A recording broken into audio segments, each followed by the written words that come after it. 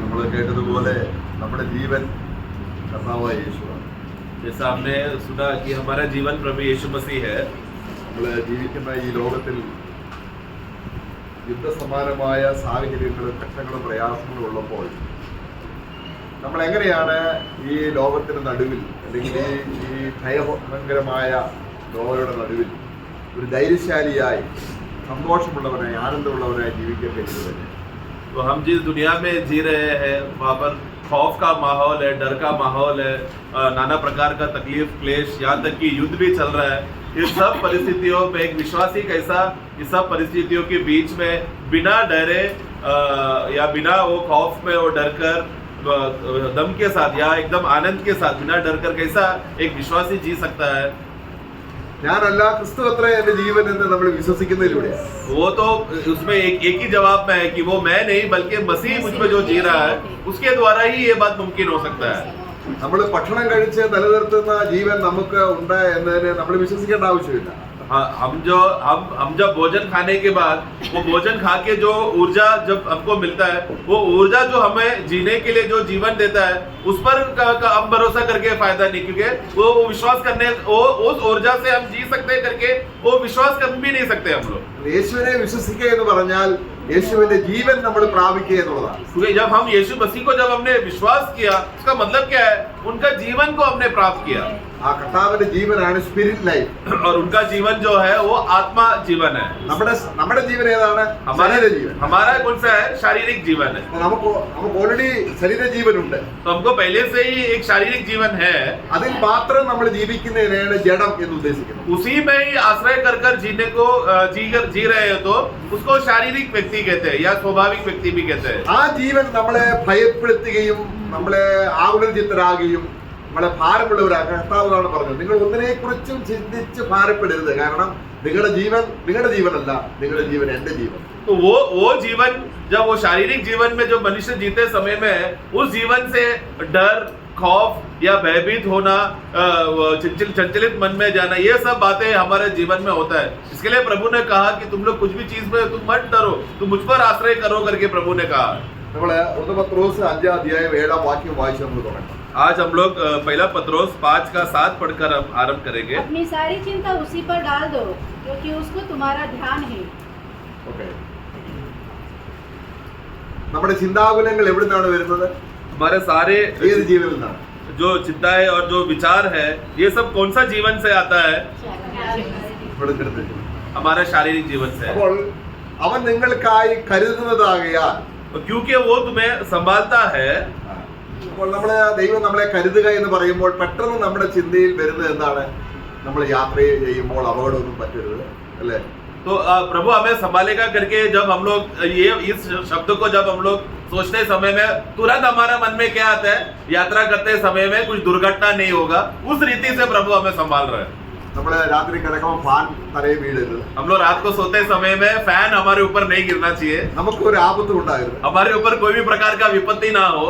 അപ്പോഴെല്ലാം നമ്മളെ ജഡത്തിലൊരു സംരക്ഷണമാണ് നമ്മൾ ആഗ്രഹിക്കുന്നത്. तो एक शारीरिक रीति से एक सुरक्षित अवस्था में हम जीना चाहिए करके ऐसा बात पे हम लोग ज्यादा ध्यान रख के सोचते हैं कि यीशु हमें संभाल रहा है. കർത്താവ് അത് ചെയ്യുക തന്നെ. നിങ്ങളുടെ തലയിലെ മുടികളെല്ലാം എണ്ണപ്പെട്ടിരിക്കുന്നു, സുരക്ഷിതരാണ്. ये तो सच है कि प्रभु सामर्थ्य है कि हमें उस अवस्था से प्रभु हमें बचाए, क्योंकि वचन कहता है कि हमारे शरीर का जो बाल भी है वो गिना हुआ है. അപ്പോൾ ദൈവം നമ്മളെ കരുതുന്നു എന്ന് പറഞ്ഞാൽ, परंतु प्रभु हमें संभालता है, वो हमारे विषय में सोचता है, उसका मतलब ये है कि ലോക മനുഷ്യനും അങ്ങനെ പറയാറുണ്ട്, ദൈവം ഞങ്ങളെ കരുതുന്നുണ്ട്.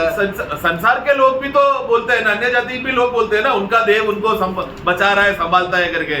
നരകത്തിൽ പോയവരെല്ലാം ദൈവം ഭൂമിയിൽ കരുതിയവരാണ്. അവർക്ക് ആഹാരം കൊടുത്തു, ഭക്ഷണം കൊടുത്തു, വീട് കൊടുത്തു, എല്ലാം ദൈവത്തിന്റെ ദാനമാണ്. तो नरक में जाने वाले लोग ने भी क्या बोला? हमारा देव ने हमें बचाया, हमें संभाला, हमें चलाया करके ये सब वो लोग भी बात बोलते हैं. ദൈവത്തിന്റെ വീക്ഷണത്തിൽ, परंतु परमेश्वर के ईश्वरीय नजर में ദൈവം ഒരുവനെ കരുതുക എന്ന് പറഞ്ഞാൽ, परमेश्वर कहता है कि जब मैं तुम्हें संभालूंगा या मैं तुम्हारे विषय में चिंता करता हूँ, जब बोलते समय में അത് നമ്മുടെ ബുദ്ധിക്ക് അതീതമാണ്. वो सबसे पहले बात वो हमारे समझ से भी बड़ा है, परे है, समझ नहीं सकते हम. അതിന് ദൈവാത്മാവിന്റെ പ്രകാശനം നമുക്ക് ആവശ്യമാണ്. इसके लिए हमें पवित्र आत्मा का प्रकाश की जरूरत है. നമ്മള് വർഷാവസാനം വരുമ്പോൾ പറയും ദൈവം ഞങ്ങളെ കരുതി ഈ വർഷം മുഴുവനും കരുതി. हम लोग साल के अंत में आकर क्या बोलते हैं? पूरा साल भर प्रभु ने हमें संभाला, बचा, कुछ भी दुर्घटना नहीं हुआ. പക്ഷെ അങ്ങനെ പറയുന്നതിലല്ല ദൈവത്തിന് താല്പര്യം. परंतु ये ऐसा सुनने के लिए प्रभु इच्छा नहीं रखता है कि प्रभु ने हमें साल भर शारीरिक रीति से संभाला. उस रीति का बात का गवाह सुनने में प्रभु को दिलचस्पी नहीं है. ദൈവം അതിനപ്പുറത്ത് क्योंकि उससे भी आगे ദൈവം നമ്മളെ കരുതുന്നതാണ് वो हमें संभालता है. അവന് നമ്മളോടുള്ള പ്രത്യേകമായ കൺസേൺ. उस विषय में है प्रभु, हमारे विषय में प्रभु चिंतित है और हमारे विषय में वो ध्यान करता है. അപ്പൊ നമുക്ക് അതിന്റെ ആത്മീയ വശത്തിലേക്ക് നോക്കിയാൽ इसलिए आओ हम लोग उसका आत्मिक रीति को अगर हम समझेंगे तो ദൈവം അബ്രഹാമിനെ കരുതി എന്ന് നമ്മൾ വായിക്കുന്നു. हम लोग पढ़ते हैं कि परमेश्वर ने अब्राहम को संभाला, വിശ്വാസ വീരനാണ്, जो विश्वास का वीर है, നമ്മുടെയൊക്കെ വിശ്വാസത്തിന്റെ പിതാവാണ്. हम सबका विश्वास का पिता है. അബ്രഹാമിനെ എങ്ങനെയാണ് കരുതത്? अब्राहम को कैसा प्रभु ने संभाला? അപ്പൊ നമ്മൾ ആ വിഷയത്തിലൂടെ വേണം ദൈവം നമ്മളെ കരുത് എന്ന് നമ്മൾ മനസ്സിലാക്കുക. उस नजरिए से है हम लोग अब्राहम का अवस्था को समझकर अगर समझेंगे तो वही नजरिया हम लोग आत्मिक रीति से हमारे विषय में प्रभु कैसा हमें ध्यान देता है करके हम देखेंगे. ഇസാക്കിനെ യാഗം അർപ്പിക്കുന്ന ഒരു നിലയിലേക്ക് അബ്രഹാം വന്നു. जब अब्राहम एक ऐसा हालत में पहुंच गया कि उसको अभी इसहाक का बलि चढ़ाना पड़ेगा, അല്ലേ? है ना? അപ്പം യാഗം അർപ്പിക്കുക എന്ന് പറഞ്ഞപ്പോൾ ദൈവം അബ്രഹാമിനെ കരുതുകയായിരുന്നോ അതോ അവനെ വിഷമത്തിലാക്കിയായിരുന്നു? तो जब परमेश्वर ने कहा कि तो अपना प्रिय पुत्रों को बलि चढ़ा करके बोलते समय में, तो परमेश्वर वहां पर अब्राहम के विषय में उसको संभालने के विषय में बोल रहा था या अब्राहम को वेदना और तकलीफ दे रहा था? ദൈവം കരുതുകയായിരുന്നോ? क्या प्रभु अब्राहम के विषय में उसको संभालने के विषय में चिंतित होकर विषय में बोल रहा था क्या? അതോ അവനെ ഡിസ്റ്റർബ് ചെയ്യുക, അവനെ ദുഃഖിപ്പിക്കുക, അവനെ സങ്കടപ്പെടുത്തുകയാണോ? या फिर इसहाक को बलि कर करके ये खबर सुनते ही परमेश्वर ये चाहता था कि अब्राहम निराश होकर, दुखी होकर, टेंशन ले, उस हालत में जाए, ये था क्या प्रभु का इच्छा? അബ്രഹാമിന് വാസ്തവത്തിൽ ശരിക്കും അറിയില്ല. वास्तव में अब्राहम को ये नहीं मालूम कि वास्तव में परमेश्वर का इसके पीछे उद्देश्य क्या है करके. നീ സ്നേഹിക്കുന്ന നിന്റെ മകനെ तू जिस बेटे से तू प्रेम करता है ഹോമയാഗം അർപ്പിക്കണം. उसको तू जाकर होम बलि चढ़ा. തീർച്ചയായിട്ടും അബ്രഹാം ഡിസ്റ്റർബൻസ് ഉണ്ടായിട്ടുണ്ട്. तो ये खबर सुनते ही तुरंत पहला झटका उसको लगा होगा, പക്ഷെ അവനൊരു വിശ്വാസമുണ്ട്. परंतु उसको एक विश्वास था, ഞാൻ അവനെ യാഗമാക്കും. मैं जब उसको बलि करूंगा. പക്ഷെ ആ യാഗത്തിന്റെ ചാരത്തിൽ നിന്ന് परंतु परमेश्वर इतना सामर्थ्य है कि उस बलि का भस्म में से ही ദൈവം ഇസാക്കിനെ അവനെ വീണ്ടും ജീവിപ്പിക്കും. प्रभु चाहिए तो परमेश्वर इतना सामर्थ्य है कि वो भस्म से उसको वापस जिलाकर उसको खड़ा करेगा. കാര്യം വാഗ്ദത്തം ആരോടുള്ള ബന്ധത്തിലാണ്? उनके वाचा बांधने का विषय में किसके संबंध में था? ഇസാക്കിനുള്ള ബന്ധത്തില്ല. वो वाचा का संतान जो इसहाक है उसके संबंध में था. എന്നാൽ ഈ സാഹചര്യത്തിൽ परंतु इस परिस्थिति में ദൈവം അവനെ കരുതത് എങ്ങനെയാണ്? प्रभु ने किस रीति से उसे संभाला? നമ്മൾ 22 അധ്യായം മുഴുവൻ അതാണ് വായിക്കുന്നത്. उत्पत्ति 22 अध्याय में है वो पूरा घटना को हम देखते हैं. 22 അധ്യായത്തിന്റെ 6 മുതലുള്ള വാക്യങ്ങൾ ഇപ്പോൾ വായിക്കുമ്പോൾ उसका 22 का 6 पढ़ना. तब अब्राहम ने होम बलि की लकड़ी ले अपने पुत्र इसहाक पर लादी और आग और छुरी को अपने हाथ में ले लिया और वे दोनों एक साथ चल पड़े. इसहाक ने अपने पिता अब्राहम से कहा, हे मेरे पिता. उसने कहा, हे मेरे पुत्र, क्या बात है? उसने कहा, देख, आग और लकड़ी तो है पर होम बलि के लिए भेड़ कहाँ है? ഇവിടെ ഇസാക്ക് ഒരു ചോദ്യം ചോദിക്കുകയാണ്. अभी यहाँ पर इसहाक एक सवाल पूछ रहा है. അവർ വളരെ സന്തോഷത്തിൽ നടന്നു പോവുകയാണ്. वो पिता के साथ एकदम आनंद से जा रहा है സ്വന്തം അപ്പനോട് ചോദിക്കുക, और अपना खुद का पिता को पूछ रहा है, അപ്പ ये पिता, വിറകുണ്ട്, लकड़ी है, തീയുണ്ട്, आग है കൊല്ലാനുള്ള കത്തിയുമുണ്ട്, और घात करने के लिए या फिर बलि चढ़ाने के लिए चाकू भी है, പക്ഷെ ഒന്നും നമുക്ക് കുറവുണ്ട്. परंतु एक चीज की कमी है. എന്താണ്? क्या है? वो भेड़ या वो बलि. ഇവിടെയാണ് ദൈവം എങ്ങനെയാണ് ഇസാക്കിന്റെ ജീവനെ രക്ഷിക്കാൻ കരുതിയത്. तो यहाँ पर परमेश्वर किस रीति से इसहाक का जीवन को बचाने के लिए प्रभु ही कार्य करता है या संभालता है करके हम देखते हैं. ആ കാര്യത്തിൽ അബ്രഹാം വിശ്വസിച്ചു നിന്നതുകൊണ്ട് उस कार्य में अब्राहम को अच्छा विश्वास था और उस विश्वास में वो स्थिर खड़ा रहा. അവരോട് ദൈവം പറയുകയാണ്, परमेश्वर कहता है, നിന്റെ മകനെ തരുവാൻ മടിക്കായ കൊണ്ട് क्योंकि तूने अपना बेटे को बलि करने के लिए तूने बिना हिचकिचाए तूने किया, ഞാൻ നിന്നെ ഐശ്വര്യമായിട്ട് അനുഗ്രഹിക്കും. मैं तुझे भरपूर रीति से मैं तुझे आशीषित करता हूँ. നിന്നാൽ സകല ജാതികൾ അനുഗ്രഹിക്കപ്പെടും. अभी तेरे द्वारा सारा जाति लोग आशीषित होंगे. അവിടെ നമ്മളെ 22ന്റെ 8ാം വാക്യത്തിൽ उसका 22 का 8 में अब्राहम ने कहा, हे मेरे पुत्र, परमेश्वर होम बलि की भेड़ का उपाय आप ही करेगा. और वे दोनों संग संग आगे चलते गए. നോക്കുക, അവിടെ അബ്രഹാമിന്റെ ഹൃദയത്തിൽ ദൈവം കരുതിക്കൊള്ളും. तो वहां पर कहता है कि जो उसका उपाय है या फिर जो उसका सुलह है वो प्रभु करेगा, परमेश्वर देगा. നമ്മൾ പകരം ഒരു ആടിനെ കൊടുക്കുന്ന കാര്യം അബ്രഹാം അപ്പോൾ അറിയില്ല. तभी भी अब्राहम को ये नहीं मालूम कि इसहाक के बदले एक दूसरा पशु आएगा करके. പക്ഷെ അബ്രഹാമിന്റെ ചിന്തയിൽ എന്താണ്? अब्राहम का मन में क्या है?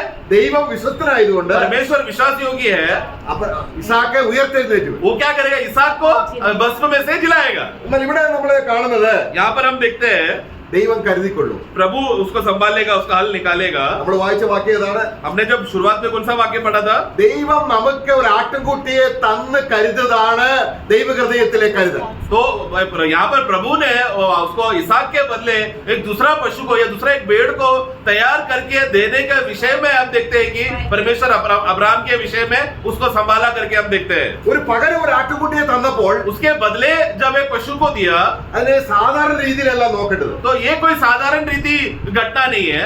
അത് അവിടെ 22-13 വാക്യം വായിക്കുകയാണ്. 13 में हम पढ़ते हैं, അബ്രഹാം തലപൊക്കി നോക്കി. जब अब्राहम ने आंखें उठाकर देखा. തലപൊക്കി നോക്കി എന്ന് പറഞ്ഞ അർത്ഥം എന്താണ്? उठा के देख, कैसा लिखा है पढ़ना? आंखें उठाई. आंखें उठाई मतलब कैसा उसने कैसा देखा रहेगा उसने? നമ്മളൊരു വസ്തു കാണണമെങ്കിൽ തലപൊക്കി നോക്കണം. हमें कुछ चीज को देखना है तो सर उठा के देखते हैं क्या? എന്ന് പറഞ്ഞാൽ എന്താ അർത്ഥം? मतलब कहने का मतलब क्या है?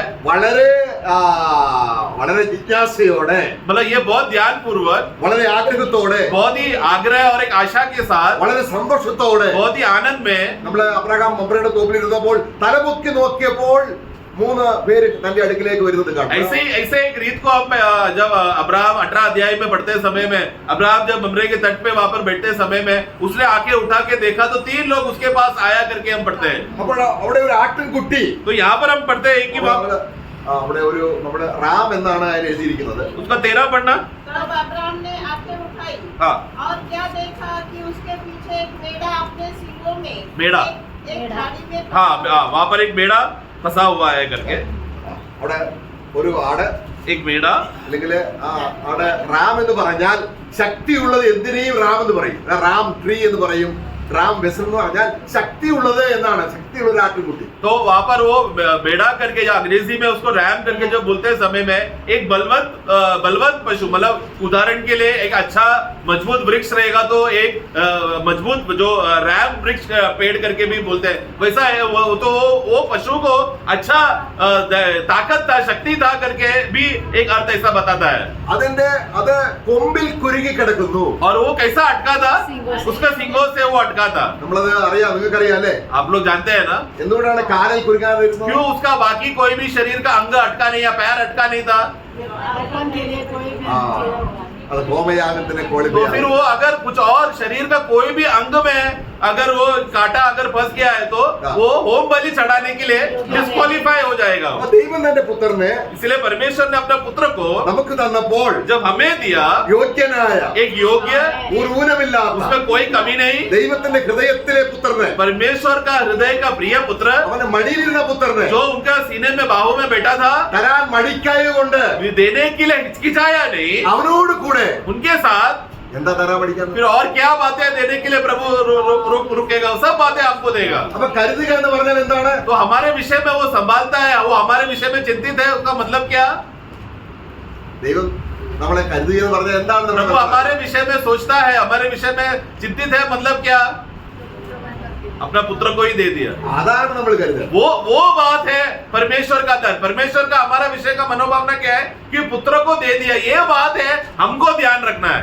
തന്റെ പുത്രനെ തരാതെ तो बिना अपने पुत्र को दिए भी गए ഏതെല്ലാം നിലയിൽ ദൈവം നമ്മളെ കരുതിയാൽ, और कोई भी विषय में प्रभु मुझे संभाल रहा है करके बोला तो भी 60-70 കൊല്ലത്തെ കരുതലേ ഉള്ളൂ. वो सिर्फ 60, 70, 80 साल तक का ही संभालने का विषय हो जाएगा. പിന്നെ നമ്മൾ എവിടെ പോകേണ്ടി വരും? उसके बाद कहाँ जाना पड़ेगा? അതുകൊണ്ട് കാരണം इसीलिए മനുഷ്യൻ ആരാണ്? मनुष्य कौन है? മർത്യൻ ആരാണ്? जो एक मरा हुआ प्राणी है. മർത്യൻ എന്നാണ് അവന്റെ പേര്. मतलब मनुष्य क्या, मतलब उसमें अमरता नहीं है. അവൻ മരണത്തിന് വിധേയനാണ്. वो मृत्यु के लिए अधीन हो चुका है. അവനെ നീതിമാനാകുന്നത് എങ്ങനെ? वो धर्मी कैसा होता है? സ്ത്രീ പ്രസവിച്ചവൻ जो इसलिए जो स्त्री से जन्मा हुआ അവൻ നിർമ്മലനാകുന്നത് എങ്ങനെ? निर्मल कैसा हो सकता है? അവിടെയാണ് നമ്മുടേതായിരിക്കുന്ന ജീവിതത്തിന്റെ, നമ്മുടേതായിരിക്കുന്ന ഭൗമ്യ ജന്മത്തിന്റെ, ആദാമിനുള്ള ജന്മത്തിന്റെ ഇതായ എന്ന് പറഞ്ഞാല് അതിന്റെ ഭദ്രതയില്ലായ്മ, तो ये മാറ്റം നമ്മൾ കാണണം. ദൈവം കരുതുക എന്ന് പറഞ്ഞാൽ നമ്മുടെ ആളത്വത്തെ മുഴുവൻ രക്ഷിക്കുന്ന രീതിയിൽ പുത്രന്റെ ജീവനെ തന്ന് നമ്മളെ കരുതുന്നതാണ്. तो इसीलिए हम हमारा मनुष्य का अवस्था दुर्दशा को देखते समय में एक मनुष्य जब जन्म लेते समय में वो इतना गिरा हुआ दशा है कि वो कभी भी अपने आप को बचा नहीं सकता, उद्धार नहीं हो सकता. परंतु परमेश्वर जब एक व्यक्ति को बचाता है करके बोलते समय में उसका पूरा व्यक्तित्व को, पूरा मनुष्य को संपूर्ण रीति से प्रभु जब बचाकर उसको उद्धार देता है करके बोलते समय में वो विषय में प्रभु हमें संभाल रहा है. ജഡത്താൽ ജനിച്ച് ജഡമാണ്. जो शरीर से जन्मा वो शरीर है, കാരണം ജഡത്തിന് ദൈവസാന്നിധ്യത്തിൽ വരാൻ കഴിയുകയില്ല. क्योंकि शरीर के विषय में मदद करने के लिए प्रभु को होगा नहीं. അപ്പൊ ഈ ജഡത്തെ സംരക്ഷിക്കുക എന്നുള്ളതല്ല ദൈവത്തിന്റെ ഹൃദയാഗ്രഹം. तो परमेश्वर में कभी यह हृदय आग्रह नहीं है कि हमारे शरीर को संभाले, കാരണം ഒരിക്കലും മരണമില്ലാത്ത, क्योंकि एक बार बिना मृत्यु, जिसमें मृत्यु नहीं है, കാരണം മരണത്തിന് യോഗ്യമല്ലാത്ത, മരണത്തിന് വിധേയപ്പെടാത്ത, और ना ही मृत्यु उस पर अधीन हो सकता, നിത്യജീവൻ और अनंत काल का जीवन, നമ്മളിൽ എത്തപ്പെടാൻ ദൈവം നമ്മളെ കരുതി എന്നുള്ളത് ऐसा जीवन जो मृत्यु उसको नहीं आ सकता और अनंतता तक रहता है, वो जीवन हमारे अंदर आने के लिए प्रभु हमारे विषय में चिंतित था.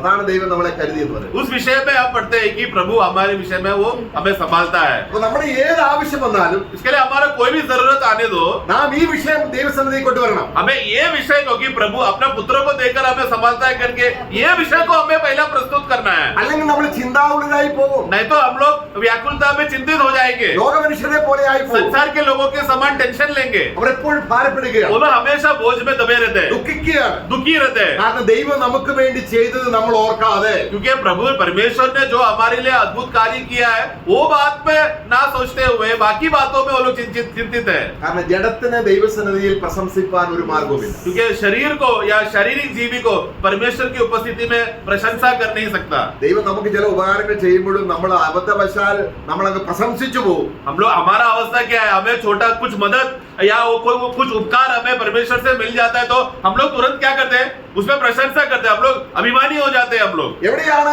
നമ്മുടെ പ്രശംസയെല്ലാം നഷ്ടമായി പോകുന്നത്? परंतु किस बात पर है, कहां पर है हमारा प्रशंसा पूरा खत्म हो जाना चाहिए. നമുക്ക് രണ്ട് രാജാക്കന്മാരുടെ പുസ്തകം दूसरा राजा അതിന്റെ 5-ാം അധ്യായം 1-ാം വാക്യത്തിൽ വായിക്കുമ്പോൾ 5 का 1 में हम पढ़ते हैं, सेकंड किंग्स 5:1. अराम के राजा का नामान नामक सेनापति अपने स्वामी की दृष्टि में बड़ा और प्रतिष्ठित पुरुष था, क्योंकि यहोवा ने उसके द्वारा अरामियों को विजय किया था. वह शूरवीर था परंतु कोढ़ी था. അവിടെ അവരെ കുറിച്ച് ഒരുപാട് നല്ല കാര്യങ്ങൾ अच्छा अच्छा वीरता, अच्छा अच्छा भला बातें नैमान के बारे में बोलकर, ആരാം രാജ്യത്തിന്റെ സേനാധിപതിയാണ്. वो उधर का राज्य का सेनापति है താൻ യുദ്ധത്തിന് പോകുമ്പോഴെല്ലാം ജയിക്കും. और युद्ध में अगर गया तो जीत कर ही आएगा. അപ്പൊ രാജാവ് അവനെ വളരെയധികം പ്രശംസിച്ചു. जिसके वजह से राज्य के लोग सब उसमें बहुत अभिमान करते हैं कि ये हमारा वीर अधिकारी है. അവനെ മഹാനും മാന്യനുമായി എണ്ണി. वो महान भी था और इज्जतदार है करके भी गिना गया था. ആരുടെ മുമ്പിൽ? किसके सामने? മനുഷ്യരുടെ लोगों के सामने, अपने गांव में. എങ്കിലും तो भी ഇങ്ങനെയൊക്കെ ഉണ്ടെങ്കിലും ये सब बातें रहने पर भी ഇതിനെ എല്ലാം നഷ്ടമാക്കിക്കൊണ്ട് तो इसलिए ये सब बातें खोकर അവന്റെ എല്ലാ സന്തോഷവും നഷ്ടമായി പോയി. उसका तो ये एक विषय के वजह से उसका जो भी इज्जत और आदर था वो सब ये इस बीमारी के सामने नुकसान है, नष्ट हो गया वो. അവരെപ്പോഴും യാതൊരുചിന്തനാണ്. और जिसकी वजह से ये बीमारी की वजह से वो हमेशा व्याकुलता में, निराश और दुखी रहता है, टेंशन में रहता है. ഒരു കുഷ്ഠരോഗിക്ക് എന്ത് സന്തോഷമുള്ളത്? एक कोड़े की बीमारी का व्यक्ति को क्या आनंद है प्रियो. അപ്പൊ ദൈവം കരുതിയത് എന്താണ്? तो प्रभु ने जब संभाला करके बोलते समय में किस विषय में है, ദൈവം എങ്ങനെയാണ് കരുതിയത്? प्रभु हमें कैसा संभालता है. ദൈവം കരുതി प्रभु ने हमें संभाला. അവനെ മഹാനും പരാക്രമശാലി എന്നുള്ള ടൈറ്റില് എന്നേക്കുമായി പ്രശംസിക്കാൻ കഴിയാതെ വണ്ണം ഇരുന്നപ്പോൾ ദൈവം അവനെ കരുതുന്നത് എങ്ങനെയാണ്? അവന്റെ കുഷ്ഠരോഗത്തെ മാറ്റിയാണ്. तो वो जो इतना बड़ा वीर है, महान है करके रहते समय में तो भी उसमें वो अभिमान नहीं ले सकता, बल्कि वो निराशा में रहते समय में जो उसका सबसे बड़ा दुखी हालत जो उसका कोढ़े का बीमारी था, प्रभु ने वो बीमारी को हटाया.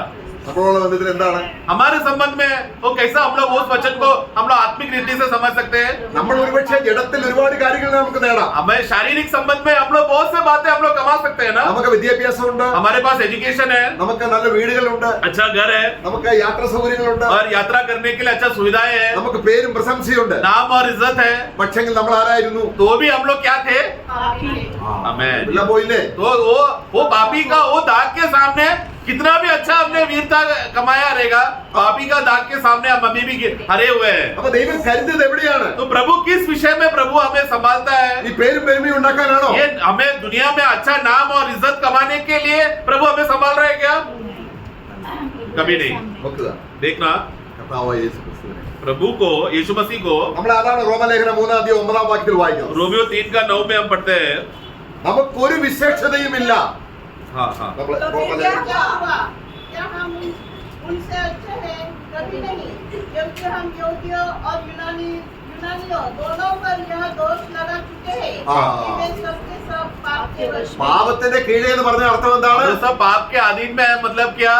നരകത്തിലാണ്. मतलब हम लोग नरक में है। ഒരിക്കൽ മരണവും एक बार मरना, പിന്നെ ന്യായവിധിയും फिर न्याय।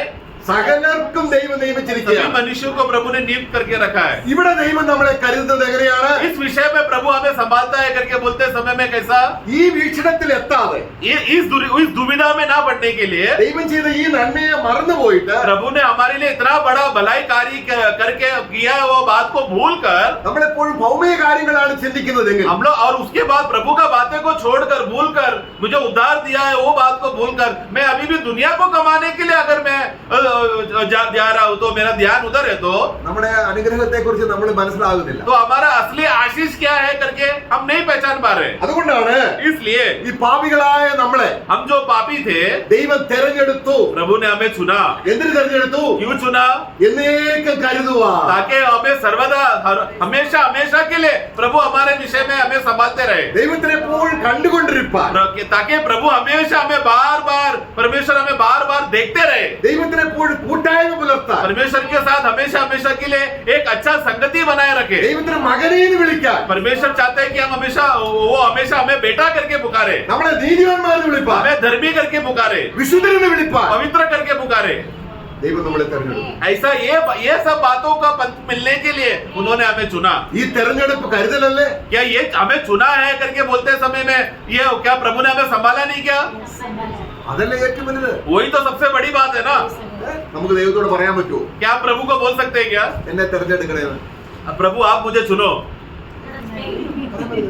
ऐसा हम नहीं बोल सकते। ഒരു കൊച്ച് एक बच्चा എനിക്ക് അമേരിക്കയിൽ ജനിക്കണമെന്ന് ആരോടെങ്കിലും പറയാൻ പറ്റുമോ? एक बच्चा बोल रहा है मुझे अमेरिका में जन्म लेना है करके, ऐसा किसको जाके बोलेगा तो अमेरिका में എന്റെ जन्म लेगा? മാതാപിതാവ് ഇന്ന ആളായിരിക്കണം തെരഞ്ഞെടുക്കാൻ കഴിയുമോ? मेरा माता पिता ये घर का, ये परिवार का, ये वंश का होना चाहिए करके वो बच्चा चुन सकता है क्या?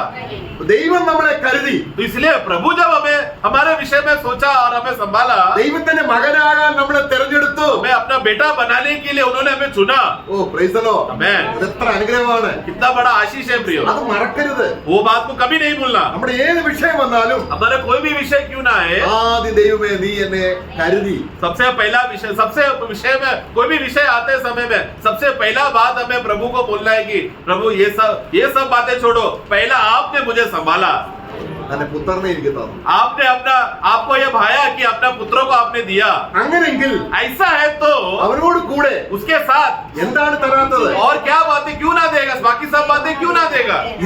ഇത് കേൾക്കാനാണ് ദൈവം ആഗ്രഹിക്കുന്നത്. ये बात हमसे सुनने के लिए परमेश्वर चाहता है। ഇതൊരു ആരാധനയാണ്. ये एक आराधना है प्रियो, ഇതൊരു സ്തോത്രമാണ്. ये एक धन्यवाद है, ഇതൊരു നന്ദി പറച്ചിലാണ്. ये हम लोग स्तुति कर रहे, धन्यवाद बोल रहे हैं। ഇത് ദൈവം കരുതുന്നതിന്റെ ബോധത്തിൽ നിന്നും ആത്മാവ് തരുന്ന ഒരു तो പ്രകാശനമാണ്. परमेश्वर ने जिस रीति से हमें संभाला है करके उसका प्रकाश समझकर प्रकाश में मिलकर आत्मा में हम लोग प्रभु को धन्यवाद दे रहे हैं। അതുകൊണ്ട് ഒന്നിനെ കുറിച്ച് നിങ്ങള് इसलिए प्रभु ने क्या क्या कोई भी चीज में तुम लोग व्याकुल ना हो, കാരണം ചിന്തിച്ച് ഭാരപ്പെട്ടാൽ അർത്ഥം എന്താ? क्योंकि अगर हम लोग चिंतित होकर निराश होकर उस बोझ में दब गए तो फिर क्या लाभ होगा? നമ്മൾ സാത്താനോട് പറയാണ് हम शैतान को ये बोल रहे हैं, ഈ ദൈവം കരുതുന്നവനല്ല. तो हमारा वो परमेश्वर है ना, हमें संभालता नहीं है, ഞാൻ എനിക്ക് വേണ്ടി ഒന്നും ചെയ്യുന്നില്ല. मेरे लिए कुछ भी नहीं कर रहा।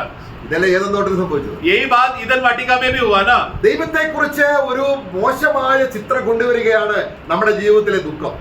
हम लोग जब दुखी होकर उस निराशा में हम गिर जाते हैं तो परमेश्वर अच्छा नहीं है, बुरा है करके ऐसा चित्र हम लोग सामने प्रकट कर रहे हैं। ലോകത്തിന്റെ ദുഃഖം അതാണ്. संसार का दुख और निराशा यही बात दिखाता है, എന്നാൽ ആത്മീയ ദുഃഖം ഉണ്ടാകാം. परंतु एक आत्मिक दुख अलग बात है। അതെന്താണ്? वो क्या है? ഓ എനിക്ക് ഇന്നെ ദൈവം ഇത്രയും സ്നേഹിച്ചിട്ടു. प्रभु मुझे इतना प्रेम कर भी എനിക്ക് അങ്ങോട്ട് സ്നേഹിക്കാൻ കഴിയുന്നില്ലല്ലോ. मुझे वापस प्रभु के ओर जितना रीति से बोझ से प्रभु ने मुझसे प्रेम किया उसी रीति से उतना माप में मुझे प्रभु को प्रेम करने नहीं हो पा रहा है. അവൻ എന്നെ ഇങ്ങനെ സ്നേഹിച്ചത് കൊണ്ട്, प्रभु आपने इतना अद्भुत रीति से मुझ जैसे आदमी को प्रेम किया, അതുകൊണ്ട് നമുക്ക് കർത്താവേ എനിക്ക് അതുപോലെ അങ്ങോട്ട് സ്നേഹിക്കാൻ കഴിയുന്നില്ല. तो वो मैच करने के लिए प्रभु का प्रेम जो हमारा जिस माप से हमारे ऊपर आया उस माप से डायरेक्ट वापस हमको प्रभु को प्रेम नहीं करने हो पा रहा है, उसका दुख होना वो अलग बात है. അപ്പോൾ ദൈവം നമ്മളെ കരുതുന്നു എന്ന് പറഞ്ഞാൽ, तो प्रभु हमें संभाल रहा है, मतलब കരുതാൻ പോവുകയല്ല. ऐसा नहीं है कि अभी जाके आगे जाके संभालेगा, ऐसा नहीं. പുത്രനെ തന്നത് കൊണ്ട്, पुत्रों को देकर ही തെരഞ്ഞെടുത്തത് കൊണ്ട്, और हमें चुनकर നമ്മളെ നിത്യതയ്ക്ക് യോഗ്യരാക്കിയത് കൊണ്ട്, और हमें अनंतता के लिए योग्य और काबिल बनाकर, ദൈവം നമ്മളെ ഇനിയും കരുതും. और उसमें ऑलरेडी अपना काबिलता दिखा दिया, उसका प्रेम दिखाया है, परंतु हमें और भी अधिक हमें संभालेगा, കാരണം എല്ലാ വാഗ്ദത്തവും ക്രിസ്തുവിലാണ്. क्योंकि सभी प्रतिज्ञाएं मसीह में है. ക്രിസ്തു ഇല്ലാത്തവന് जिसके पास मसीह नहीं, ഈ ഭൂമിയിൽ പല അനുഗ്രഹങ്ങളും കിട്ടും. उसको दुनिया में बहुत सारा आशीष है बोलकर उसने कमाया रहेगा, ആയുസ് തികയ്ക്കും. वो अपना उम्र बढ़ा सकता है, നല്ല പ്രതാപത്തോടെ അവന് മരിക്കാൻ കഴിയും. और वो बहुत इज्जत से मैं मरा करके बोलकर अच्छा कब्र भी मिला रहेगा. പക്ഷെ ദൈവം കരുതുക എന്ന് പറയുന്നത് അതല്ല. परंतु परमेश्वर वो बात करे, तू अच्छे से जिया, अच्छे से कमाया, फिर अच्छा कब्रिस्तान में तुझे लोगों ने इज्जत दिया, उसको नहीं प्रभु का आशीष या उस बात में प्रभु संभाला करके नहीं बोल सकते. ദൈവം തന്റെ പുത്രനെ നമുക്ക് തന്നതാണ്. बल्कि सबसे उत्तम बात ये इसमें है कि परमेश्वर को ये भाया कि अपना इकलौता पुत्र को हमें देने അപ്പോൾ के लिए, ദൈവം തന്റെ പുത്രനെ തരാൻ നമ്മളെ വിളിക്കുകയാണ് ചെയ്തത്. और अपना पुत्र को हमें देने के लिए उन्होंने हमें बुलाया. നിങ്ങൾ എന്നെ തെരഞ്ഞെടുത്തു എന്നല്ല, तो ये नहीं सोचना कि हमने परमेश्वर को चुना है, ദൈവം നമ്മളെ തെരഞ്ഞെടുത്തു. बल्कि परमेश्वर ने हमें चुना. ദൈവം നമ്മളെ തെരഞ്ഞെടുത്തപ്പോൾ നമ്മൾ എങ്ങനെയുള്ളവരായിരുന്നു? हम परमेश्वर ने जब हमें चुना तो हम लोग तभी कैसे थे? നമ്മൾ ഒന്ന് കൊരിന്ത്യർ അതിന്റെ 1 അധ്യായത്തിന്റെ 26 മുതലുള്ള വാക്യങ്ങൾ വായിക്കുമ്പോൾ, पहला कोरिन्थी पहला अध्याय का 26 से जब हम पढ़ते हैं, भाइयों, अपने बुलाए जाने पर तो सोचो, न कि शरीर के अनुसार बहुत ज्ञानवान और न बहुत सामर्थी और न बहुत कुलीन बुलाए गए, परंतु परमेश्वर ने जगत के मूर्खों को चुन लिया है कि ज्ञानवानों को लज्जित करे, और परमेश्वर ने जगत के निर्बलों को चुन लिया है कि बलवानों को लज्जित करे, और परमेश्वर ने जगत के नीचों और तुच्छों को और जो है भी नहीं उनको भी चुन लिया है कि उन्हें जान जो है व्यर्थ ठहराए. ഇവിടെ അത് വായിക്കുമ്പോൾ നമുക്ക് മനസ്സിലായോ? എന്തെങ്കിലും ഉള്ളിലേക്ക് ഒന്ന് പ്രകാശം കിട്ടിയോ?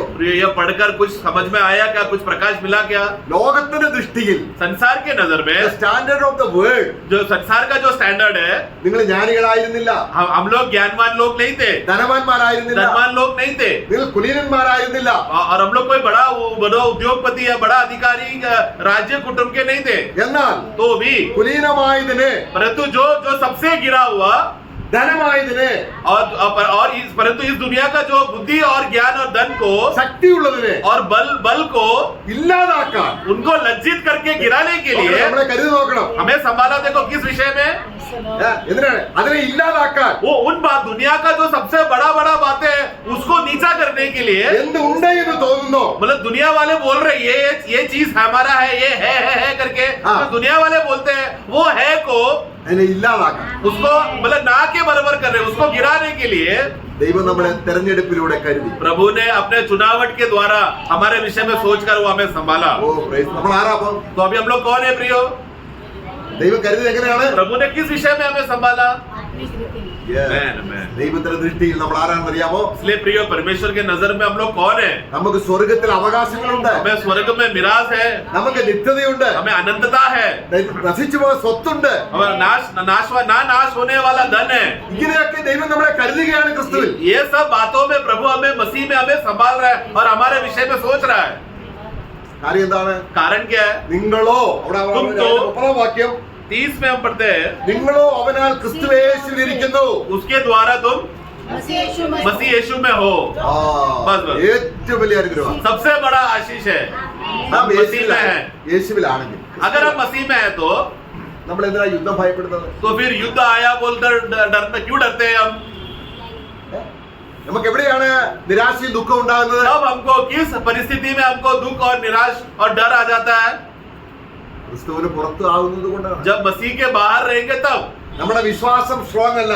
तभी हमारा विश्वास मजबूत नहीं है. ദൈവം ആക്കിയത് എവിടെയാണ്? प्रभु ने हमें कहाँ पर रखा है? ദൈവം കരുതിയത് എങ്ങനെയാണ്? प्रभु ने किस विषय में हमें संभाला? ക്രിസ്തുവിൽ നമ്മളെ ആക്കി വെച്ചു. मसीह में रखकर उन्होंने हमें संभाला. നിങ്ങളോ तुम तो പിതാവായ ദൈവത്താൽ उनके द्वारा या पिता के द्वारा നിങ്ങൾ എവിടെയാണ്? कहाँ पर हो? मसीह यीशु में। मसीह यीशु में है. യേശു ക്രിസ്തുവിലാണ്. मसीह यीशु में है, അതാണ് ക്രിസ്തുവിന്റെ ഹൃദയത്തിലാണ്. यानी कि मसीह के हृदय में है हम लोग. നിങ്ങൾ മരിച്ചു. क्योंकि हम तो मर गए, നിങ്ങളുടെ ജീവൻ अब हमारा जीवन ക്രിസ്തുവിൽ മറഞ്ഞിരിക്കുന്നു. मसीह में छुपा हुआ है. ഇനിയിപ്പോ നമ്മളെ തൊടാൻ ആർക്ക് കഴിയും? अभी हमें कौन छू सकता है? ദൈവം എങ്ങനെ കരുതിയത്? किस विषय में प्रभु किस रीति से हमें संभाला? ഇനിയും കരുതണോ? अभी कुछ संभालना बाकी है क्या? കാരണം ദൈവം കരുതുക എന്ന് പറഞ്ഞു क्योंकि परमेश्वर ने हमें संभाला करके बोलने का मतलब ഏറ്റവും ഉന്നതമായ രീതി सबसे उन्नत सबसे ऊंचा और धन्य रीति में मसीह में रखकर हमें संभाला. നമ്മളെ ദൈവം കരുതാതിരുന്ന ഒരു അവസ്ഥ എന്ന് പറഞ്ഞാൽ നമ്മൾ പ്രകൃതി ജാതികളായിരുന്നു. एक अवस्था एक समय था जब हमें संभाला नहीं करके हम बोल सकते थे. वो कब? जब हम लोग स्वाभाविक रीति से शारीरिक प्रकृति रीति से हम लोग शारीरिक लोग थे, जब जो नाशवान लोग के समान थे हम लोग. നമ്മൾ കോപത്തിന്റെ മക്കളായിരുന്നു. हम लोग एक समय में क्रोध के कटोरे के पात्र थे, बच्चे थे हम लोग. നമ്മൾ എഫെസ്യലേഖനം വായിക്കുകയാണ്. एफेसों में हम पढ़ते हैं അതിന്റെ 2-ാം അധ്യായത്തിന്റെ 4 മുതൽ വായിച്ചാൽ 2:4 से अगर हम पढ़ेंगे तो കരുണാസമ്പന്നനായ ദൈവമോ हमारा परमेश्वर जो दया से भरा हुआ, दया से धनी है, ആ अपने उस बड़े प्रेम के कारण हाँ। जिससे उसने हमसे प्रेम किया, हाँ। जब हम अपराधों के कारण मरे हुए थे तो हमें मसीह के साथ जिलाया. अनुग्रह से ही तुम्हारा उद्धार हुआ है. मैं- और मसीह यीशु में उसके साथ उठाया और स्वर्गीय स्थानों में उसके साथ बैठाया. സ്വർഗസ്ഥലങ്ങളിൽ നമ്മളെ ഇരുത്തിയിരിക്കുന്നു. और स्वर्गीय स्थानों में हमें बिठाया. നമ്മൾ എത്ര ശ്രമിച്ചാൽ ചെന്നെത്താൻ പറ്റുമോ? कितना मेहनत करके हम लोग खुद से मेहनत करके स्वर्ग जा सकते हैं क्या? पहुंच सकते हैं क्या? നമ്മുടെ ജഡത്തിലുള്ള എന്തെങ്കിലും നമ്മളെ അവിടെ എത്തിക്കുമോ? हमारा शरीर का कौन सा गुण है जी उस गुण से हम लोग स्वर्ग पहुंच सकते हैं? ऐसा है क्या? ജഡരക്തങ്ങൾ സ്വർഗരാജ്യം അവകാശമാക്കിയില്ല. मांस और लहू कभी भी स्वर्ग राज्य में प्रवेश नहीं कर सकता. എന്നാൽ ക്രിസ്തുവിൽ നമ്മൾ ക്രിസ്തു ഇരുത്തപ്പെട്ടെടുത്ത് നമ്മൾ ഇരുത്തപ്പെട്ടിരിക്കുന്നു. परंतु मसीह में मसीह जहाँ पर बैठा गया है वहाँ पर हमें बिठाया है. നമ്മൾ എഫെസ്യർ 2:6 മുതൽ एफएससी 2:6 से जब पढ़ते समय में ദൈവത്തിന്റെ കരുതൽ നമ്മൾ നോക്കുമ്പോൾ प्रभु हमें किस रीति से संभाला है करके देखते समय में നമ്മളെ കുറിച്ചുള്ള വാത്സല്യത്തിൽ കരുതലിൽ हमें प्रभु हमारे विषय में जो सोचकर जो चिंतित है हाँ। उस मनोभावना में നമ്മളെ കുറിച്ചുള്ള വാത്സല്യത്തിൽ हमारे विषय में चिंतित रहकर തന്റെ കൃപയുടെ അത്യന്ത ധനത്തെ अपना अनुग्रह का धन से വരും കാലങ്ങളിൽ വരും കാലമല്ല उसका साथ पढ़ना कि वह अपनी उस कृपा से हाँ। जो मसीह यीशु में हम पर है हाँ। आने वाले समय में अपना वहाँ पर समय नहीं आना चाहिए, वहाँ पर आने वाला युगों में आना चाहिए. യുഗങ്ങൾ അനേക യുഗങ്ങൾ तो आने തീരാത്ത യുഗങ്ങൾ तो आने वाला युग करके एक वचन नहीं, वो बहुवचन है. मतलब आने वाला युगानी युग जो हाँ। नवा यरूशलेम के बाद भी युगानी युग जो पड़ा है हाँ। उस बात में वो आज तक के लिए प्रभु ने हमें संभाला है. ഓ ദൈവം കരുതുകയാണോ? ऐसे विषय क्या प्रभु ने हमें संभाला? क्या पूछा तो क्या जवाब रहेगा हमारा? അപ്പൊ ദൈവം കരുതുക എന്ന് പറഞ്ഞാൽ എന്താണ്? प्रभु हमें संभाल रहा है या प्रभु हमारा देखभाल कर रहा है बोला तो मतलब किस रीति से है? ക്രിസ്തുവിലാക്കി വെച്ചിട്ട് मतलब हमें पहला मसीह में रखकर തന്റെ പുത്രന്റെ മുഴുവൻ അവകാശവും और अपना पुत्र का जो भी मिरास और अधिकार और हक है സൗജന്യമായി തരുവാൻ. वो सब हमको मुफ्त में देकर അതാണ് നമ്മൾ 1 കൊരിന്ത്യർ അതിന്റെ 2 അധ്യായത്തിന്റെ 9-10 വാക്യങ്ങൾ വായിക്കുമ്പോൾ നിങ്ങളുടെ കണ്ണുകൾ പ്രകാശിക്കണം. എന്തിനാണ്? ദൈവം നിങ്ങൾക്ക് സൗജന്യമായി തന്നത്. ഒരു കണ്ണ് കാണിട്ടില്ല, ഒരു ചെവി കേട്ടിട്ടില്ല, ആരുടെ ഹൃദയത്തിൽ തോന്നാ ഇതെല്ലാം ദൈവം നമ്മളെ കരുതിയതാണ്. इसके लिए हमें पहला कोरिन्थी 2:9 में हम लोग पढ़ते समय में प्रभु यीशु हमने उसके प्रेम के द्वारा हमें क्या क्या मिला या उनको प्रेम करने वालों को प्रभु ने क्या क्या बातें संभाल कर रखा है जो आंखों ने ना देखा, जिसका कान ने नहीं सुना, जिसको अभी तक विचार भी नहीं है. ये सब बातें क्या है? किसके लिए है? हमारे लिए. मतलब क्योंकि प्रभु हमें संभाल रहा है इसके लिए. പിന്നെ നമ്മൾ വായിക്കുകയാണ്. और उसके बाद हम पढ़ते हैं നമ്മൾ 1 കൊരിന്ത്യർ 1:30 വാക്യത്തിൽ വായിക്കുകയാണ്. पहला कोरिन्थी 1:30 में हमने पढ़ा അവൻ നമുക്ക് ദൈവത്തിൽ നിന്ന് वो हमें परमेश्वर की ओर से അവൻ ആരാണ്? वो क्या है? നമ്മുടെ ജ്ഞാനമാണ്, वो हमारा ज्ञान है, നീതിയാണ്, अर्थात धार्मिकता, വിശുദ്ധിയാണ്, पवित्रता നമ്മുടെ വീണ്ടെടുപ്പാണ്. और छुटकारा. ഇതെല്ലാം ദൈവത്തിന്റെ കരുതലല്ലേ? ये सब बातों में प्रभु हमें संभाल रहे हैं ना.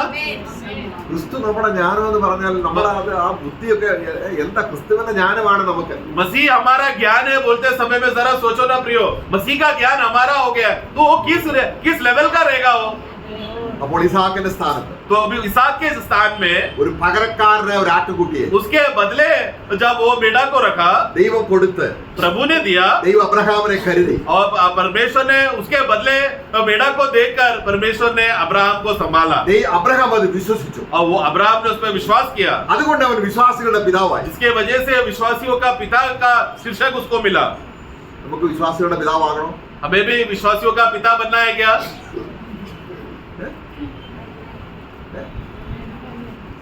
വേണോ? है कि नहीं? ऐसा चाहिए कि नहीं? सोच रहे हैं आप लोग? वो सिर्फ अब्राहम का नहीं है प्रिय। ക്രിസ്തുവിനെ തന്നത് വിശ്വസിച്ചാൽ മതി. प्रियो, हमें मसीह हमें मिल गया है करके ये विश्वास करना काफी है। നമ്മുടെ സമൂഹത്തിൽ, നമ്മുടെ കുടുംബത്തിൽ, നമ്മുടെ ചാർച്ചക്കാരുടെയിൽ വിശ്വാസികളുടെ പിതാവായിരിക്കാനാണ് ദൈവം നമ്മളെ വിളിച്ചിരിക്കുന്നത്. प्रियो, हम लोग जब मसीह में आ जाने के बाद फिर परमेश्वर क्या चाहता है? हमारे घरों के सामने, हमारे घर परिवार और पड़ोसियों के सामने जिसने अभी तक विश्वास नहीं किया है, उनको जब सुसमाचार देते समय में उनके लिए हम लोग विश्वास का पिता बन गए ना। നമ്മളെ വിശ്വാസത്തിന്റെ പിതാവെന്ന് പറയുന്നത് നമ്മൾ ചിന്തിക്കുന്നത് എന്താ? ഭയങ്കര അബ്രഹാമിന് ഭയങ്കര വിശ്വാസം. ശരിയാണ്. പക്ഷെങ്കിൽ അബ്രഹാമിൽ അനേക ന്യൂനതകൾ ഉണ്ടായിട്ടുണ്ട്. देखो, विश्वास का पिता बोलते समय में अब्राहम जैसा महान है करके विषय में सिर्फ उतना ही नहीं, बल्कि अब्राहम को अगर हम देखते समय में अब्राहम के जीवन में भी बहुत सारा कमियां थी, നമുക്കതറിയാം. वो बात हम जानते हैं। പക്ഷെ ദൈവം അവനെ ഉപേക്ഷിക്കുന്നില്ല. तो भी प्रभु उसको छोड़ता नहीं है, ദൈവം അവനെ കരുതുകയാണ്. वो भी प्रभु उसको संभाल रहा है। കാര്യം എന്താണ്? कारण क्या है? തന്റെ പുത്രനെ യാഗമർപ്പിച്ചപ്പോൾ അത് പകരമായിട്ട് ഒരു ആട്ടുംകുട്ടിയെ കിട്ടിയതിന്റെ അത് വിശ്വസിച്ചത് കൊണ്ടാണ് സകലത്തിലും ദൈവം അവനെ കരുതുകയാണ്. क्योंकि अब्राहम अपने पुत्र को बलि करते समय में उसके पुत्र के बदले प्रभु दूसरा एक मेढ़े को तैयार करके रखते समय में परमेश्वर अब्राहम के विषय में इतना चिंतित है और उसको संभालने का मन रखकर अब्राहम भी उस पर विश्वास करने का वो मनोभावना वहां पर हम देखते हैं। ദൈവം ഇസ്രായേൽ മക്കളെ വിളിച്ച് കനാൻ നാട്ടിലേക്ക് കൊണ്ടുപോകുമ്പോൾ जब परमेश्वर ने इस्राएली लोगों को बचाकर कनान देश की ओर जब लेकर आया, ദൈവം കരുതുന്ന കരുതലിനെ കുറിച്ച് ദൈവം അവരെ ബോധ്യപ്പെടുത്തുന്നു. वहां उधर कनान देश के नजदीक लाते समय में किस रीति से इतना सालों तक मैंने तुम्हें संभाला है करके वो बात उनको याद दिला रहा है। അത് നിങ്ങളുടെ ജീവിതത്തിൽ ഒരിക്കലും മറക്കരുത്. वो बातों को तुम लोग कभी नहीं भूलना। അത് നിങ്ങൾക്ക് രാജാവിനെ തന്ന് കരുതുകയല്ല. मतलब ये नहीं कि मैं तुमको एक राजा देकर मैं तुम्हें संभाल रहा हूं, वैसा नहीं। നിങ്ങൾക്ക് എന്തെങ്കിലും ഫലവൃക്ഷങ്ങൾ തന്ന് കരുതുകയല്ല. या तुम लोग को खेती और भरपूर बहुत सारा फसल दे रहा हो, उस रीति में नहीं संभाल रहा। ഒരു ആട്ടുകുട്ടിയെ ഞാൻ തന്ന് കരുതിയത് നിങ്ങൾ ഓർക്കണം. बल्कि मैंने तुमको मिस्र देश में तुमको बाहर निकालने से पहले एक मेमना देकर तुमको बाहर निकाला, वो बात में मैंने तुम्हें संभाला, वो बात तुम लोग याद रखना। ഒരു പെസഹ കുഞ്ഞാടിനെ അറുത്ത് एक फसौन का मेमना को वध करके വീട് അടച്ചു വെച്ചിട്ട് और तुम्हारा घर को बंद करके അകത്ത് तुम लोग अंदर സന്തോഷിക്കണം. आनंदित होना। പുറത്ത് എന്താണ്? बाहर क्या है? യുദ്ധഭീതിയാണ്. वहां पर बाहर एकदम डर, मृत्यु का डर चल रहा है बाहर। നിലവിളി ഉയർന്നു കേൾക്കുകയാണ്. और वहां पर लोग मरने के बाद उधर लोग चिल्ला रहे हैं, रो रहे हैं, विलाप कर रहे हैं। അവിടെ രാജാവിന്റെ കൊട്ടാരം മുതൽ यहाँ राजा का महल से लेकर ഏറ്റവും താഴെ ദാസന്റെയും വീട്ടിൽ മരണം നടക്കുകയാണ്. घर के उधर के मिस्र देश के छोटा सा दास के घर पर भी वहां पर मृत्यु का आवाज और रोना आ रहा था। എന്നാൽ ഇസ്രായേൽ മക്കളുടെ ഇടയിൽ परंतु इजराइल के घर में ഒരു മരണവുമില്ല. एक भी मृत्यु नहीं था। അവർക്ക് വാതിലടച്ച് वो लोग दरवाजा बंद करके സുരക്ഷിതമായിട്ട് एकदम सुरक्षित रीति से रहकर നല്ല ആടിന്റെ ഇറച്ചി വറുത്ത് കഴിക്കുക. और वहां पर उन लोग ने क्या किया था? एक मेमने का वो उस मांस को वो लोग एकदम पकाकर वो लोग अच्छे रीति से तगड़ा भोजन खा रहे थे। ദൈവം അവരെ കരുതിയോ? प्रभु ने उनको संभाला क्या? ये इस विषय में है ना प्रियो, प्रभु हमें संभाल रहा है कहना। നിങ്ങളുടെ പ്രാണനെ തൊടാൻ ഞാൻ അനുവദിക്കില്ല. तुम्हारा प्राण को कोई भी छूने के लिए मैं अनुमति नहीं दूंगा, കാരണം ഞാൻ ആട്ടുംകുട്ടിയെ കൊണ്ട് വീണ്ടെടുത്തു. क्योंकि मैंने तुम्हारा प्राण को के लिए छुटकारा दाम देकर मैंने मोल ले लिया है। ഇത് വിശ്വാസമായി ദിവസവും നമ്മൾ ഓർക്കുകയും ചിന്തിക്കുകയും നന്ദി പറയുകയും ചെയ്താൽ ये बात को संपूर्ण रीति से विश्वास कर प्रतिदिन धन्यवाद होकर आभारी मन से प्रभु के उपस्थिति में धन्यवाद करके हम लोग दंडवत करेंगे तो നമ്മളെ കർത്താവ് പറയാണ്. प्रभु वहां पर कहता है, നമുക്ക് ഒരു വാക്യം കൂടെ വായിക്കാം. एक और वाक्य पढ़ेंगे। നമ്മള് പുറപ്പാട് പുസ്തകം 13 മുതലുള്ള വാക്യങ്ങൾ വായിക്കുമ്പോൾ निर्गमन 13 का 13 से जब हम पढ़ते हैं, അവിടെ നമ്മളിങ്ങനെ നമ്മൾ വായിക്കണ്ട. समय बचाने के लिए हम देखते हैं ऐसा, നിങ്ങളുടെ വീട്ടിൽ ഒരു കഴുത ഉണ്ടായാൽ अगर तुम्हारे घर में एक गधा जन्मा है तो അതിനെ കഴുത്തൊടിച്ച് കളയണം. उसको क्या करना? गला तोड़कर उसको खत्म कर देना। എന്താ ഇതിന്റെ അർത്ഥം? उसका मतलब क्या है?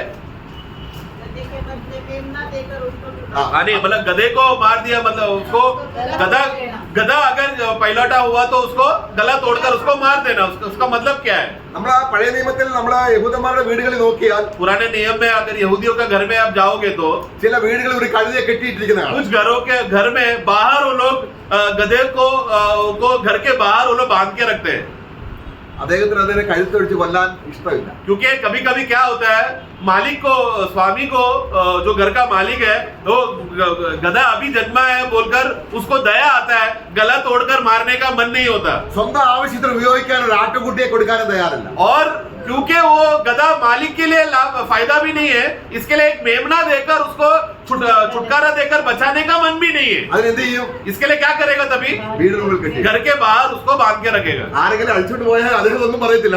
अगर किसी ने भी आकर रात को अगर गधे को चोरी किया तो भी घर वाले को कोई तकलीफ नहीं क्योंकि जीने दो उसको പക്ഷേ ദൈവം പറയാണ്, परंतु परमेश्वर कहता है നിന്റെ വീട്ടിലെ ആദ്യത്തെ മകന് വേണ്ടിയും. तेरा घर का पहलौटा के लिए മകനെ എങ്ങനെ കെട്ടിയിടാൻ പറ്റുമോ? बेटे को के विषय में बचाने के लिए बेटे को बाहर ऐसा बांध के रख सकता है क्या बच्चे को ഒരു ആട്ടുകുട്ടിയെ കൊണ്ട് വീണ്ടെടുക്കണം. तुझे अपना बेटे को अगर तुझे बचाना है तो पहलौटा तो मेमने को वध करना पड़ेगा അവർ അത് ഉത്സവമായിട്ട് അല്ലെങ്കിൽ അനുദിനം ആചരിക്കണം. और वो ये बात एक उत्सव के रीति से तुमको आनंद मनाना है क्योंकि छुटकारा देकर बेटा बच गया അപ്പൊ ഈ ആടിനെ അറക്കുന്നത് എന്തിനാണെന്ന് ഈ മകൻ ചോദിച്ചാൽ तो जब बेटा अगर पूछेगा कि ये मेमना को वध क्यों कर रहे हैं करके നമ്മുടെ 13-ാം അധ്യായത്തിന്റെ 14-ാം വാക്യം, 13 का 14 യഹോവ ബലമുള്ള കൈ കൊണ്ടും. और आगे के हाँ। दिन जब तुम्हारे पुत्र हाँ। तुमसे पूछे यह क्या है हाँ। तो उनसे कहना यहोवा हम लोगों को दासों के घर से हाँ। अर्थात मिस्र देश से अपने ആ हाथों अपना बलवंत हाथों से हमें निकाला या छुटकारा दिया बचाया yes. നമ്മള് നരകമാകുന്ന അടിമ വീടിന്റെ അടിമകളായിരുന്നു. हम लोग एक समय में नरक के घर के दासत्व के लोग थे പാതാളത്തിൽ പോകേണ്ടവരാണ്. या हम लोग नरक में पाताल में जाने वाले लोग थे ദൈവം വീണ്ടെടുക്കാൻ परमेश्वर हमें मूल देने हमें बचाने के लिए തന്റെ പുത്രനെ अपना पुत्र को യാതൊരു ക്രൂശിൽ യാഗമാക്കി कलवरी क्रूस पे मारकर बलि करके നമ്മളെ വീണ്ടെടുത്തു. और हमें जो हमें बांध के रखा था हमें छुड़ाया मूल लेकर बचा लिया ഈ കരുതൽ ये बात में प्रभु ने हमें संभाल कर ദൈവത്തോടുള്ള കൂട്ടായ്മയ്ക്ക് ഏറ്റവും ആവശ്യമാണ്. ഇത് ചിന്തിക്കാതെ എങ്ങനെ ദൈവവുമായിട്ട് നമ്മൾ സംസാരിക്കാൻ പറ്റും? इस विषय में कि परमेश्वर अपने पुत्रों को बलि करके मुझे बचाया है करके इस नींव पर हमारे प्रभु के साथ परमेश्वर के साथ का संगति सबसे मूल बात है क्योंकि परमेश्वर ने मुझे पुत्र दिया है करके ये बेस अगर वो व्यक्ति में नहीं है तो वो कैसा संगति कर सकता है 13-16 പറയാണ്, 13 का 16 में हम पढ़ते हैं ഇത് നിനക്കൊരു ചട്ടമായിരിക്കണം. ये तेरे लिए एक रिवाज और चिन्ह होना നിന്റെ चाहिए കയ്യിൽ ഒരു तेरा അടയാളമായിരിക്കണം. हाथों में एक निशानी रहना നിന്റെ चाहिए കണ്ണിന്റെ നടുവിൽ और तेरा आंखों के बीच में ഒരു നെറ്റിപ്പട്ടമായിരുന്നു. पढ़ना यह तुम्हारे हाथों पर एक चिन्ह सा हाँ। और तुम्हारे बाहों के बीच टीका सा करे हाँ oh yes. जबकि यहोवा हम बस बस बस बस यार ഇത് ഏത് എത്ര നാളത്തേക്കാണ്? कितना दिनों के लिए എന്തിനാണ് ഈ കയ്യിൽ കെട്ടേണ്ടത്? എന്തിനാണ് നെറ്റിപ്പട്ടം? ദൈവം അവനെ കരുതിയത് ഓർക്കുവാൻ. तो ये इस रीति का चिन्ह हाथों में एक चिन्ह और आंख के बीच में चिन्ह रखने का कारण ये क्यों वो लोग रखना है ताकि वो लोग याद रखें कि यहोवा परमेश्वर ने इस रीति से हमें संभाला നമ്മളെ കർത്തൃ ദിവസത്തിൽ കൂടി വരുമ്പോൾ जब हम लोग पुनरुद्धान के दिन में जब हम लोग एकत्र होते समय में നമ്മുടെ മുമ്പിൽ അടയാളമായി രണ്ട് കാര്യമുണ്ട്. हमारे सामने चिन्ह के रीति से दो बातों को हम देखते हैं हमारे सामने അടയാളമാണ്. वो चिन्ह है ये എന്താണ്? क्या है അപ്പമുണ്ട്, रोटी है വീഞ്ഞുണ്ട്. और दाखरस है നമ്മൾ അപ്പം തിന്നുകയാണ്, हम लोग रोटी को खाते हैं വീഞ്ഞു കുടിക്കുകയാണ്. दाखरस को पीते हैं നമ്മൾ മാംസം തിന്നുകയാണോ രക്തം കുടിക്കുകയാണോ? तभी हम लोग मांस खा रहे हैं और लहू पी रहे हैं ऐसा है क्या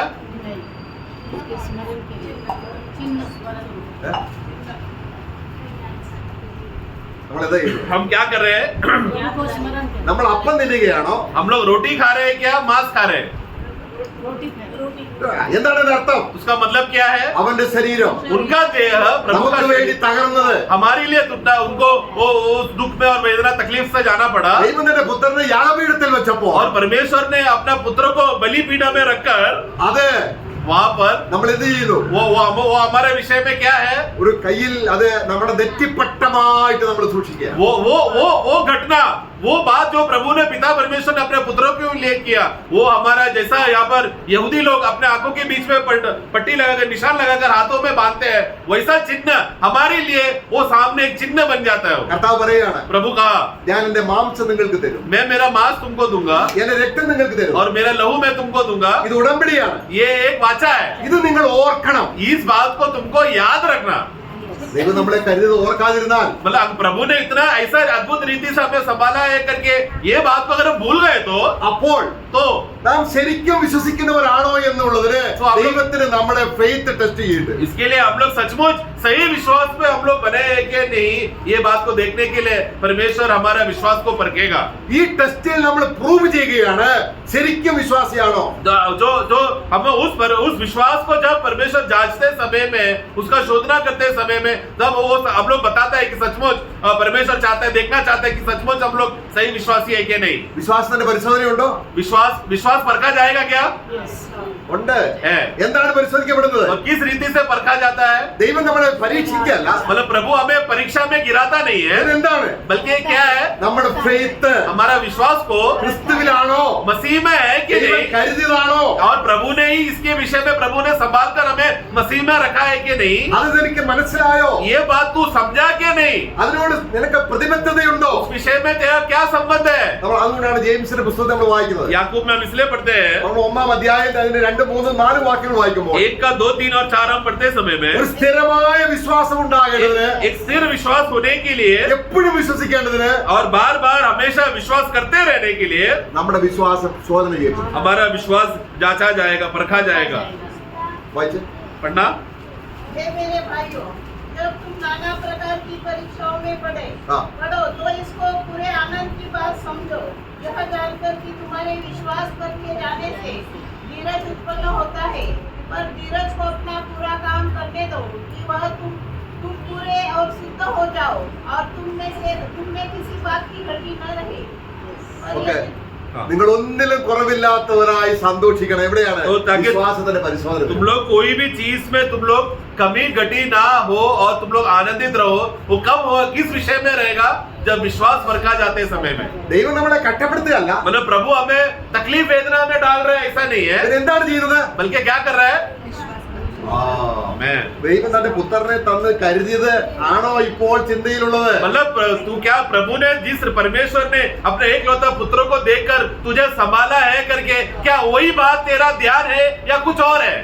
അത് ഉണ്ടെങ്കിൽ എന്തൊക്കെയുണ്ട്? तो अगर मेरा ध्यान परमेश्वर ने जिस रीति से अपने पुत्रों को देकर संभाला, वो ध्यान और उसी विचार में अगर है तो പ്രയാസങ്ങളും പരീക്ഷകളും വരുമ്പോൾ तो ऐसे समय में तकलीफ क्लेश और विपत्ति आया तो भी, ദൈവം നമ്മളെ കരുതിയത് നമ്മൾ യഥാർത്ഥമായി വിശ്വസിക്കുന്നെങ്കിൽ, और ऐसे परिस्थिति दुख वेदना में प्रभु ने मुझे संभाला करके, वो मेरा देखभाल कर रहा है करके, उस बात पर मैं विश्वास रहकर स्थिर रहा, उसको पकड़ा रहा तो അവൻ കൊള്ളാവുന്നവനായി തെളിഞ്ഞ് मतलब वो सिद्ध होकर നമ്മുടെ ജീവന്റെ കിരീടത്തിന് അവിടെ और हमें जीवन का मुकुट के लिए उसका 12 वाक्य। धन्य है वह मनुष्य जो परीक्षा में स्थिर रहता है, क्योंकि वह खरा निकलकर जीवन का वो मुकुट पाएगा। हाँ, खरा निकलकर जीवन का मुकुट पाएगा। നമുക്ക് നോക്കുക, जरा देखना, ദൈവം കരുതിയത് ഓർക്കാതിരുന്നാൽ, अगर प्रभु ने हमें संभाला है करके ये बात अगर भूल गया तो, ആ സുരക്ഷിതത്തിന്റെ ഉള്ളിലല്ല എങ്കിൽ, मतलब प्रभु में मैं जो जितना मैं सुरक्षित हूँ करके उसके बाहर अगर मैं रह गया तो ഏത് പ്രശ്നവും വരട്ടെ, तो फिर कुछ भी प्रयास क्यों ना है। ദൈവം എന്നെ ആക്കി വെച്ചിരിക്കുന്നത് ക്രിസ്തുവിലാക്കിയാണ്. तो अगर मैं वो विश्वासी इस आधार पर जी रहा है कि मैं जहाँ मुझे कहाँ पर रखा है, विश्वास प्रभु मसीह में रखा है करके, वो उस विश्वास में वो सुरक्षित है। ആ വിശ്വാസം തെളിഞ്ഞാൽ, अगर वो विश्वास अगर खरा निकला तो, ദൈവം എന്നെ സ്നേഹിക്കുന്നു എന്ന് പ്രൂവ് ചെയ്താൽ, यानी कि मैं विश्वास परिस्थिति में आते समय में परमेश्वर ने मुझसे हाँ सचमुच प्रेम किया है करके, उस विश्वास में मैं खरा होकर सिद्ध रहा तो നമ്മൾ തികഞ്ഞവരായി തീരും, हम लोग सिद्ध बन जाएंगे സമ്പൂർണരാകും, और पूर्ण हो जाएंगे, സ്ഥിരതയ്ക്ക് തികഞ്ഞ പ്രവൃത്തി ഉണ്ടാവും. और स्थिरता का कार्य भी प्रकट होगा। അല്ലെങ്കിൽ नहीं तो നമ്മൾ എന്നും ആകുല ചിന്ത. हम लोग हमेशा व्याकुल रहेंगे। രോഗം വരുമ്പോൾ, बीमारी आया तो, കഷ്ടം വരുമ്പോൾ, कष्ट आया तो, പ്രതികൂലങ്ങൾ വരുമ്പോൾ, प्रतिकूल आया तो, ഇതെല്ലാം എന്താണ്? ये सब क्या है? ദൈവം നമ്മുടെ വിശ്വാസത്തെ ടെസ്റ്റ് ചെയ്യും. परमेश्वर हमारा विश्वास को परख रहा है। അബ്രഹാമിനെ ചെയ്തത് തന്നെ. जैसा अब्राहम के साथ भी ऐसा ही किया, എന്നാൽ ഈ ടെസ്റ്റിൽ परंतु इस प्रकार जाते समय में നമുക്കൊരു പകരക്കാരനുണ്ട്. इसके बदले हमारे लिए कोई और है, बदले में भी हमारे लिए संभालने वाला कोई है. ദൈവം ആ പകരക്കാരൻ ഉണ്ടോ എന്ന് നമ്മളെ സൂക്ഷ്മമായി അറിയിക്കുകയാണ് ദൈവം. तो हमें तकलीफ और विपत्ति आते समय में हमारे बदले हमें संभालने वाला कोई है करके ये बात का परख कर हमारे अंदर वो विचार हमें लाने के लिए प्रभु ऐसा नाना प्रकार का कष्ट से लेकर जाता है. അതുകൊണ്ടാണ് ഇസ്രായേൽ മക്കൾ മരുഭൂമിയിലൂടെ യാത്ര ചെയ്തു വന്നപ്പോൾ जब इजरायली लोग जंगल में मरुभूमि में यात्रा करते समय ഈ में തത്വം ദൈവം തുടരുകയാണ്. वो यही तत्व वहां पर प्रभु वहां पर कार्य कर रहा അവർ था. രഫീദീം സ്ഥലത്ത് വന്നപ്പോൾ रफीदीम करके जगह पर जब आया, അവർക്ക് വെള്ളമില്ല, उनके पास पानी नहीं था. ജനങ്ങൾ പെരുവിറക്കാൻ തുടങ്ങി. तब लोगों ने कुड़कुड़ाने लगे. അവരെ ദൈവം എന്ന് പറഞ്ഞു, परमेश्वर ने क्या कहा? ഞാൻ ഹോരേബിൽ പർവ്വതത്തിന് മുകളിൽ നിൽക്കും, मैं होरेब के पर्वत के सामने ऊपर में खड़ा रहूंगा നീ അടിക്കണം. और तू चट्टान को मारना.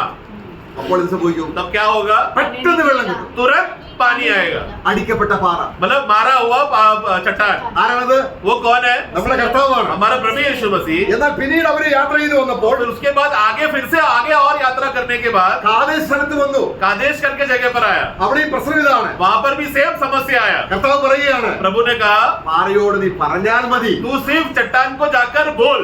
ആരോട് പറയണം? किसको जाकर बोलना? चट्टान से നമ്മുടെ പ്രശ്നം എന്താണ്? हमारा विषय क्या है? ഈ അടിക്കപ്പെട്ട പാറ ഇല്ലാത്തതാണ്. हमारे जीवन में ये मारा हुआ चट्टान हमारे जीवन में कार्य नहीं कर रहा, इसके लिए നമ്മുടെ ജീവിതത്തിൽ മുഴുവനും ഈ അടിക്കപ്പെട്ട പാറയിൽ നിന്നൊഴുകുന്ന നീരൊഴുക്ക് കുടിച്ച് തൃപ്തരായി എന്നിൽ വിശ്വസിക്കുന്ന ഉള്ളിൽ നിന്നും തിരുവെഴുത്ത് പറയുന്നത് പോലെ ജീവജല നദികൾ പൊട്ടിപ്പുറപ്പെടുക. क्योंकि हमारे जीवन में जब भी इस प्रकार का क्लेश या तकलीफ या कोई भी प्रकार विपत्ति आते समय में मारा हुआ चट्टान मेरे अंदर ऑलरेडी है करके इस बात का विश्वास पे अगर हम जिएंगे तो प्रभु क्या करेगा? हमारे अंदर जीवन का नदी का फवारे बहने का अनुभव वो विश्वासी के जीवन में लाएगा, क्योंकि उसको अंदर मसीह है. അപ്പൊ വിശ്വാസത്തിന്റെ ടെസ്റ്റിൽ तो जब विश्वास जब परखा जाएगा, നമ്മൾ പരാജയപ്പെട്ടാൽ अगर हम लोग निकम्मा ठहरे तो या हार गए तो സാത്താൻ അത് പരീക്ഷയായിട്ട് മാറ്റും. शैतान उसको परीक्षा में बदल देगा. നോക്കണം.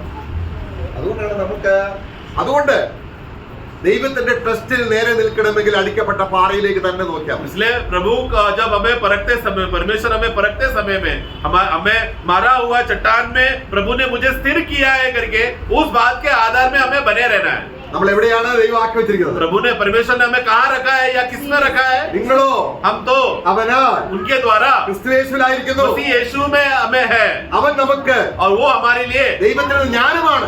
ईश्वर की ओर से ज्ञान है. ജഡജ്ഞാനമാണെങ്കിൽ शारीरिक ज्ञान है तो പ്രശ്നം വരുമ്പോൾ കലക്കി പോകും. फिर तकलीफ विपत्ति आया तो हम लोग चिंतित हो जाएंगे और हम लोग गिर जाएंगे.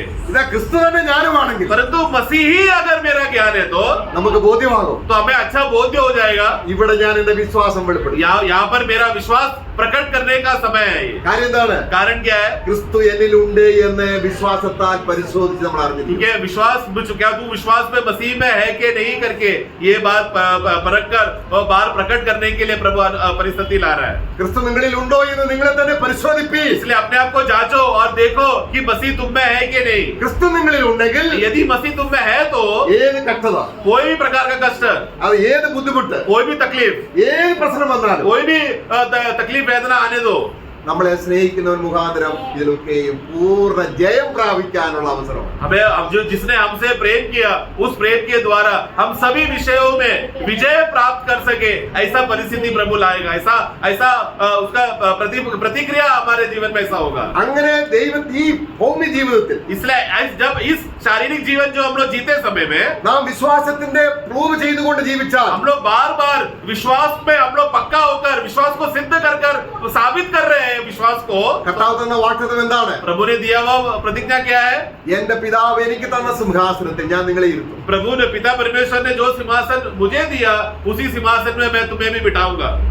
ദൈവം നമ്മളെ കരുതി എന്ന് പറഞ്ഞതിന്റെ വിശദാംശങ്ങളാണ് നമ്മൾ ചിന്തിച്ചത്. इसलिए प्रभु ने हमें परमेश्वर ने हमें इस रीति से हमें संभाला है करके उसका एक छोटा सा वर्णन बातें बताया. ദൈവം നമ്മളെ കരുതിയോ? प्रभु ने हमें संभाला क्या? എങ്ങനെയാണ് കരുതിയത്? किस बात में हमें संभाला? അത് നമുക്കൊരു ചട്ടമായിരിക്കട്ടെ, वही हमारा एक चिन्ह बन जाए, അത് നമുക്ക് എന്നേക്കും നെറ്റിപ്പട്ടമായിരിക്കട്ടെ. वो हमेशा हमारे माथे पे आंखों के बीच में एक पट्टा बन जाए. അത് തന്നെ ചിന്തിക്കുക. वो उसी विषय को हम लोग ध्यान करना, ഇതാണ് ആരാധന, वो यही आराधना है, ഇതാണ് ജീവിതം. यही हमारा मसीह जीवन है. ക്രിസ്തുവിനെ ജീവിക്കുന്നതാണ് ആരാധന. मसीह को जीने देना या मसीह में जीना ही है आराधना. Praise the Lord. आमेन. എല്ലാ കഷ്ടങ്ങൾക്കായിട്ടും സ്തോത്രം. इसलिए सब प्रकार का कष्ट के लिए धन्यवाद, ദൈവം വിശ്വസ്തനെ തെളിയിപ്പാൻ ഒരു പ്രൂഫായി തന്നിരിക്കുന്നു. क्योंकि प्रभु तू विश्वास योग्य है करके ये साबित करने का एक अच्छा परिस्थिति प्रभु ने तैयार करके दिया. ദൈവം നമ്മളെ സഹായിക്കും. प्रभु हम सबको संभाले. Praise the Lord.